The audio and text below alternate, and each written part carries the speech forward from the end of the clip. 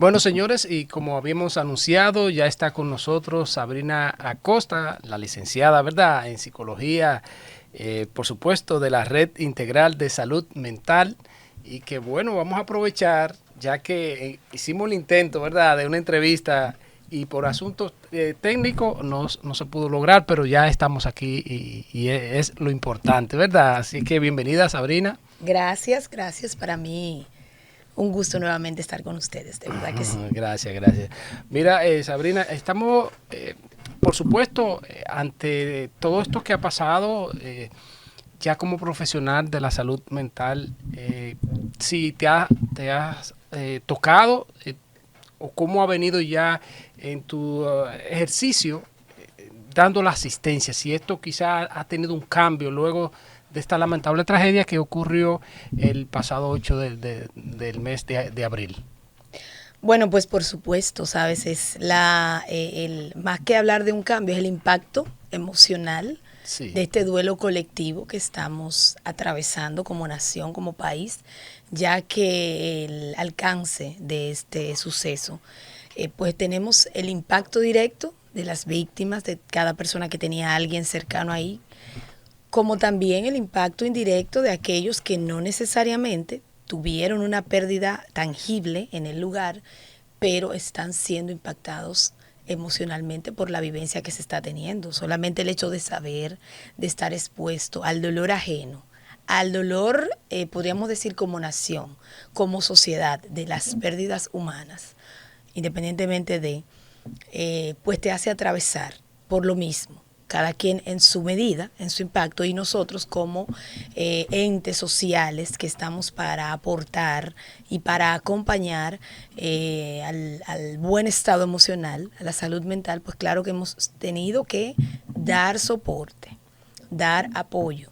Y para eso estamos en momentos como este y en momentos posterior.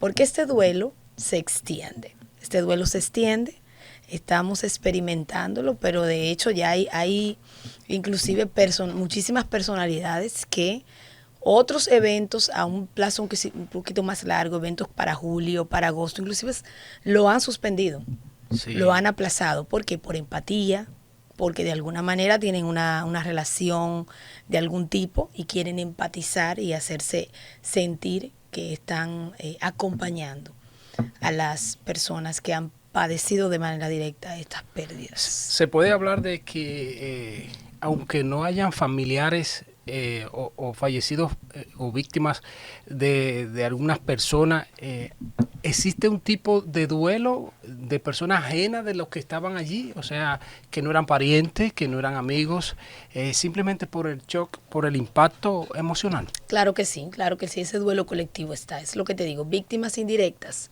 aquellos que no necesariamente identificamos a alguien que podemos decir, perdimos esta persona de manera tangible, pero hay una pérdida social, hay una pérdida humana, una pérdida colectiva, y la tristeza del otro, el momento, la tristeza propia de que tengamos que experimentar una situación tan impactante como esta, tan repentina, claro que hay un duelo ahí, con una quizás manifestación diferente, pero está el tú ver, el tú ser expuesto al dolor ajeno, el poder ver los testimonios, las vivencias, podríamos decir, en vivo que se estaban teniendo en ese momento, que todo estaba siendo transmitido, todo estaba, pues eso te impacta. Y también están personas que arrastran otros duelos y cuando se encuentran entonces con momentos como este, reviven Revive. esas emociones de tristeza que están ahí, esa tristeza que está ahí contenida, pues se revive y hay gente que entra en periodos o a manifestar una mayor tristeza que otra. Vimos, bueno, hablábamos antes de ir al aire de cómo el mensaje que enviaba el director del COE, Sí, Juan Manuel Méndez, que quizá enviaba alguna especie o de advertencia, o más que de advertencia, de un mensaje a los colaboradores, o más bien a los rescatistas, al personal de salud, que estuvieron y que quizá participaron de manera directa en esta lamentable tragedia del 10 y él daba como un mensaje y expresaba de guardar la forma de qué forma se fueron rescatados, los momentos que se vivieron, como que eso tendría ya desde el punto de de él, como ya con tiempo en esto de socorro y de asistencia, la cera a las familias. ¿Cómo ven ustedes ya desde el punto de vista también y del punto de vista, por supuesto, psicológico y que se pueda esto tener algún tipo de impacto a la familia? Claro. Bueno, ese es un llamado muy atinado, visto hoy en las redes sociales por el director del COE. Muy atinado porque una cosa es informar y otra cosa es describir hechos y dar detalles que al final no aportan a nadie. Porque fíjate, en términos de los implicados, de las víctimas, ¿cuál es el aporte de que haya información, de que se describa información de cómo estuvo o de cómo se encontró su ser querido, su familiar, en qué estado? Esa información al final no le está aportando nada a nadie en sentido general. A las personas, o sea, lo que somos la sociedad en sentido general, ¿en qué me beneficia como individuo que no estoy teniendo una participación que implique manejar esos detalles? ¿En qué me está beneficiando? O sea, emocionalmente no aporta. En términos de la prudencia, es una imprudencia. Se debe informar guardando la dignidad primero de la persona, luego de los familiares, luego de la sociedad en sentido general. Y a nivel del impacto mental y emocional, eso es un detalle que te afecta el bienestar. Tener la descripción de cómo se encontró a alguien, cae ya, sale de lo que es informar a básicamente a lo que es desorientar y a lo que es el morbo. Entonces, en efecto, sí hay una tendencia social al morbo, a querer saber, a tener. Pero yo creo que desde el nivel de lo que es la información correcta, independientemente de quién está dando el detalle, hay que tener esos protocolos, la educación correcta de guardar esa dignidad, primero por la persona y segundo porque emocionalmente, ¿qué tan preparado está el ciudadano para escuchar información tan descriptiva que va a tener un impacto en sus emociones, que cada individuo la está viviendo diferente? Entonces, hay un filtro ahí que debe ser cuidado, hay una dignidad, valga la redundancia, que debe ser cuidada por quien transmite información. Algo que él decía, muy cierto, los medios preguntan, los medios pueden preguntar, ahora usted se reserva el derecho de la información de qué tanto quiere describir y sobre todo siempre pensar en esto, cuál es el aporte de dar esos detalles en todas las áreas, no aporta nada. Ya ustedes como profesionales de la salud mental, ¿el duelo tiene algún tiempo para las personas, para los afectados? Sí, en este caso el duelo es muy particular, o sea, en términos generales se espera un tiempo prudente, un periodo evolutivo de 0 a 6 meses para De transcurrir cero a una seis etapa meses. O sea de que duelo. Eso es lo esperado, se supone que en ese tiempo tú vas a agotar todas las etapas. Sin embargo, está muy relacionado a de qué forma vino la pérdida. O sea, por eso digo, es muy particular y muy individual. Se espera que en ese tiempo el duelo se procese, se superen la experiencia, o sea, o vamos a suponer se internalice, podríamos decir, y se haga la adaptación a la nueva cotidianidad, a la nueva realidad sin ese ser querido. Sin embargo, es muy particular. ¿Por qué? Porque tiene que ver con la forma de la pérdida. No es lo mismo una pérdida esperada que una pérdida inesperada. La capacidad de adaptación de cada individuo, los temas no resueltos que pueda tener, el cómo quizás vivió la experiencia. Eso tiene mucho que ver en resolutar una experiencia de duelo.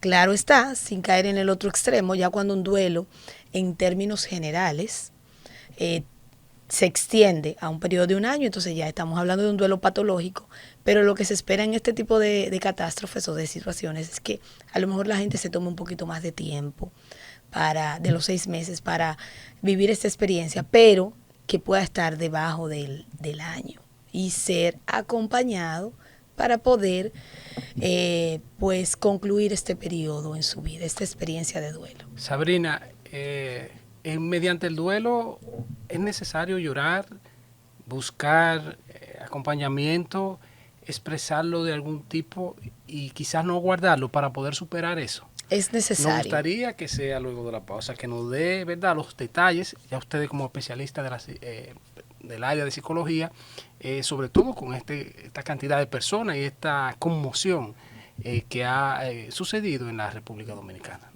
Luego de la pausa.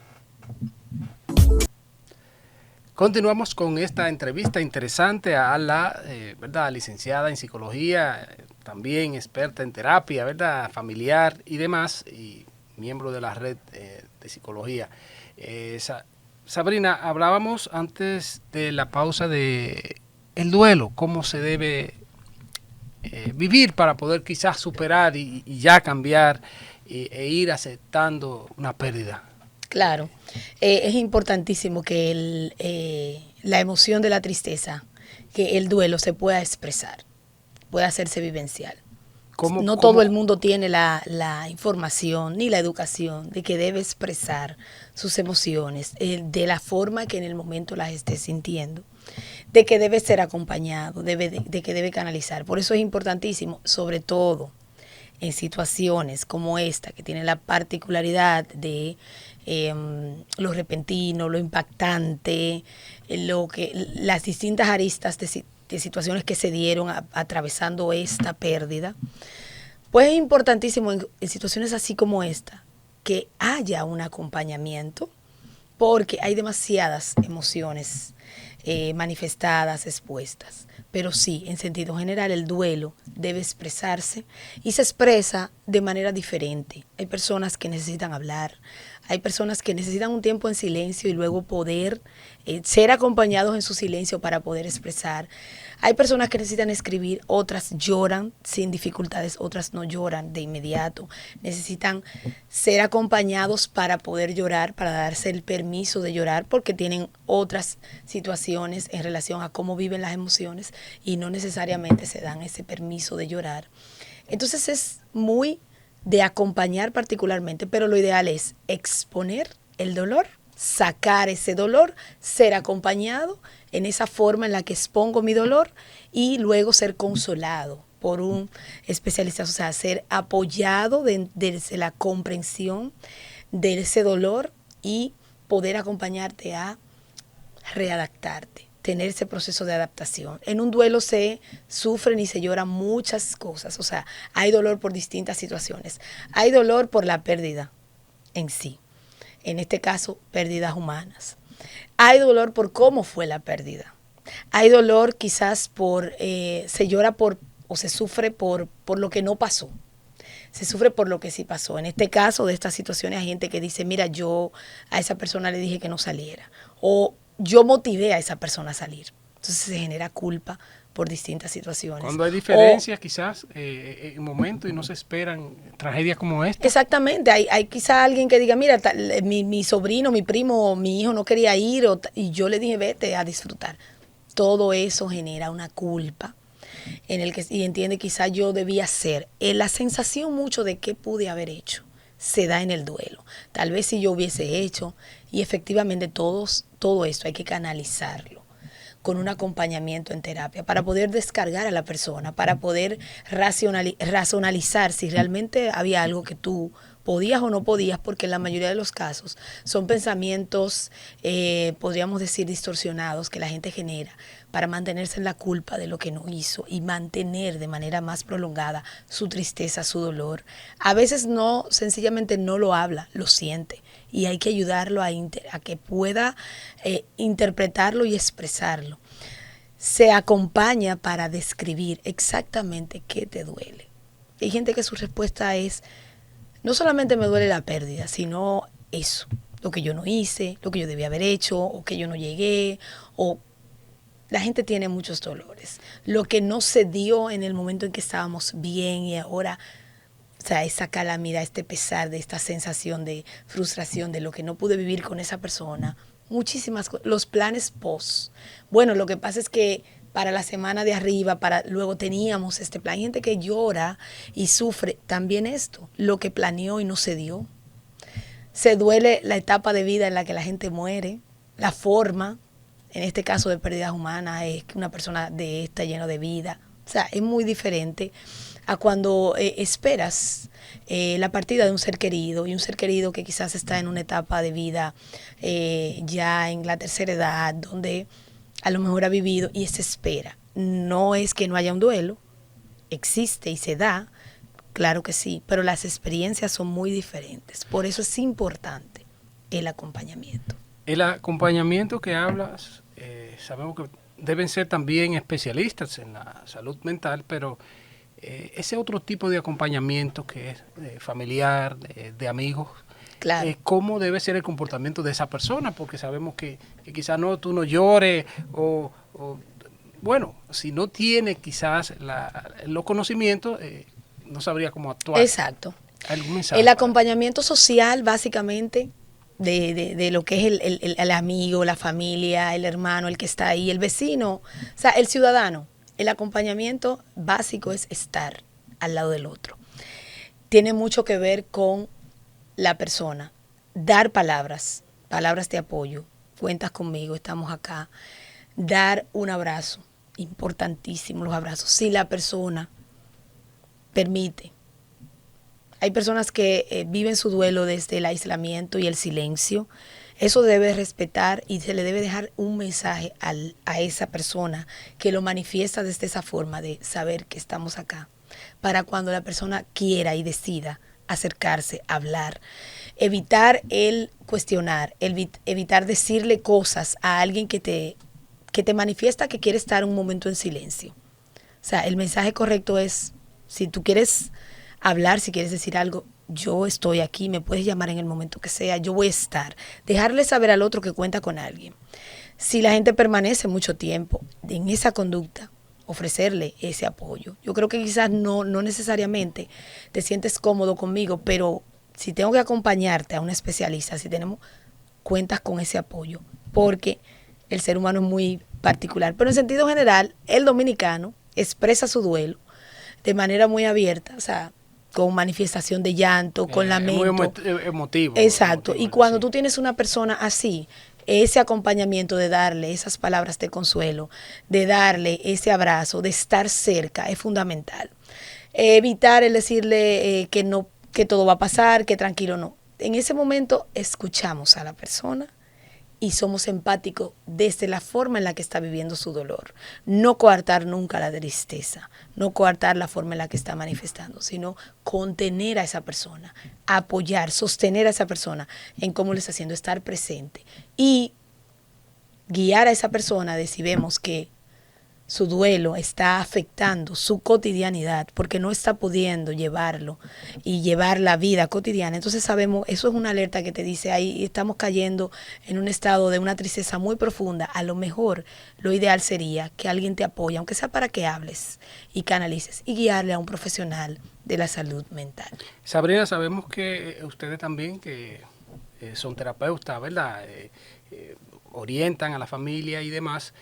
¿Hay alguna técnica que también se pueda compartir ya con los que nos siguen sobre estas situaciones, pero más bien cuando hay algún tipo de ansiedad, que sabemos que estos duelos también terminan un poquito ansiosas, la persona Claro. quizás no puede dormir, todo esto, ¿cómo? Bueno, primero en sentido general que la población sepa que el duelo tiene distintas etapas, que en esta primera etapa está el shock de lo que pasó, del evento, del trauma, el shock social y el shock particular de cada persona que tiene una pérdida ahí que es víctima.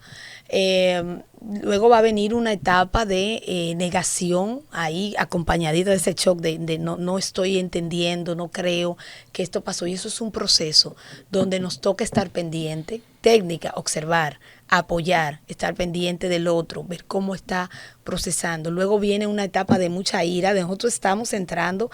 Si observas los programas, la gente está reaccionando desde la ira, desde la impotencia, desde qué fue lo que pasó. Estamos entrando ahí a canalizar esa rabia por las pérdidas, y en esa rabia entonces están todas estas sintomatologías de tristeza profunda, de insomnio, de dificultades para estar tranquilo, de flashbacks mentales donde en cada momento repaso imágenes, información, ideas, voces del mensaje que se envió de alguien que pidió ayuda. Entonces, en ese punto aparece lo que es la ansiedad y esa angustia por la separación y por la forma catastrófica de esta pérdida. Una técnica básica es ayudar a la persona a encontrar espacios de distracción. Vamos al parque, vamos a salir, vamos a hacer algo, no dejar a la persona en el aislamiento. ¿Ayuda esto? Eso sí, ayuda bastante. No estamos ignorando las emociones. Te acompaño desde el dolor, pero te ayudo a canalizar desde lo cotidiano, lo bonito, salir al aire libre, caminar aquí, tomar un café, tomar un helado, vamos a hablar, vamos a socializar de tal forma de modo que la persona pueda distraer un poquito en momentos del día esa sensación, esa emoción de tristeza que le está haciendo permanente. Otra forma es donde vemos que la persona entra en cierta sintomatología ansiosa en un momento del día, ayudarle a respirar. Le recordamos, vamos a respirar, a calmarte, vamos a hacer algo diferente de lo que estás haciendo, es decir, levántate de donde estás sentado, muévete a otro lugar, toma aire libre, llama a alguien, cambia de actividad, no te quedes detenido, permitiendo que se sigan aumentando los pensamientos y la sintomatología de ansiedad. Entonces hacemos esas cosas desde como lo básico. Ya si esto permanece, tenemos que acudir a que un profesional ya en un proceso cerrado terapéutico pues pueda ayudar a esa persona de manera directa, porque va a abordar lo general, los síntomas generales de tristeza y ansiedad, pero va a abordar los temas particulares a ese individuo que van a optimizar los síntomas que está teniendo y le va a poder dar entonces un apoyo. Pero en sentido general, distraer la emoción, acompañar el dolor y ayudarte a respirar para que canalices esa tensión emocional, distraer esos pensamientos. Eso va a ayudar muchísimo a pasar la etapa en la que se está, negación o ira, que es básicamente en la que socialmente estamos en este momento. Bueno, ya finalmente, Sabrina Acosta, que sabemos que ¿verdad?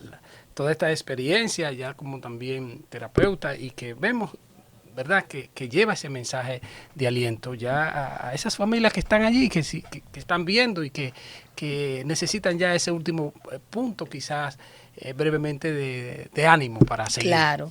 Claro. Esas familias, sabemos que mucha gente ha acudido a buscar apoyo emocional, pero todavía quedan muchos que no necesariamente lo han hecho. Quedan muchos que también no tienen las condiciones, los recursos para hacerlo. No se quede solo. Trate de acercarse, de buscar un acompañamiento desde el espacio social donde usted esté. Ya sea de que pueda acudir directamente a un profesional privado o que pueda acudir a un centro comunitario o a un hospital a buscar el terapeuta, el psicólogo clínico que esté ahí, que le pueda apoyar. Ya sea que busque un apoyo comunitario en una iglesia, en un espacio comunitario donde tengan este tipo de especialistas o personas que puedan apoyarle o guiarle o direccionarle a un profesional que usted pueda acudir. El Estado Dominicano, como esto es un problema que también es estatal, proporcionar a la población ese apoyo emocional, entre otros tipos de apoyos que se necesitan, pero en este caso este apoyo emocional directamente, que es justamente lo más importante en este momento, porque sin salud mental no hay salud, porque todo el que tiene una pérdida, sobre todo una pérdida de esta forma, merece ser acompañado, ser apoyado. Saber que además nosotros estamos en Reintenta, Red Integral de Atención a la Salud Mental. Sabrina Acosta, licenciada en Psicología Clínica, terapeuta familiar y de pareja y intervención en crisis y terapeuta infanto-juvenil. Allí tenemos toda una red de psicólogos, especialistas de distintas áreas y también tenemos psiquiatría. Así que estamos en Reintenta para servirles, se pueden acercar a nosotros también y estamos en la disposición de acompañar, que es lo que en este momento toca, y de ser empáticos con el dolor de la nación. Bueno, Sabrina, si quiere dar los contactos de alguien que se interesa o que quiera, ¿verdad?, asistir a la red que ustedes forman parte. Claro, en Reintenta estamos ubicados en el Evaristo Morales, Virgilio Díaz Ordóñez número 14, y los números telefónicos allá son El número es específicamente 809-542-2022 y mi número directo 829-928-1121, licenciada Sabrina Acosta.